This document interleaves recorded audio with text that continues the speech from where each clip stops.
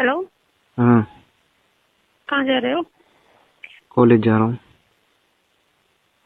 क्यों? मैं तो तुम्हें मिलने के लिए बुलाया था आज। मैं नहीं आ रहा। मैं, क्यों? मेरे पेपर आ रहे हैं, बोर्ड एग्जाम है। पेपरों के मौके क्यों मुझसे मिलने आओ। मैं नहीं आ रहा। जब तुमने मेरी ली नहीं थी उससे पहले तो बड़े नौरे किए थे। अब तुमने मेरी फाड़ डाली तो तुम मुझे एटीट्यूड दिखा रहे हो इतना। अब मेरा मन करता है। तो मैं क्या करूँ, उंगली डाला कर? मेरे से मिलने आया करो। उंगली से कुछ नहीं, उंगली नहीं डालनी। मैं नहीं आ रहा। मेरे से मिलने आओ। तुम आओगे नहीं?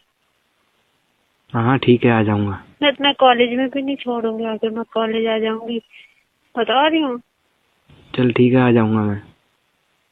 पक्का होगा ना? हाँ पक्का।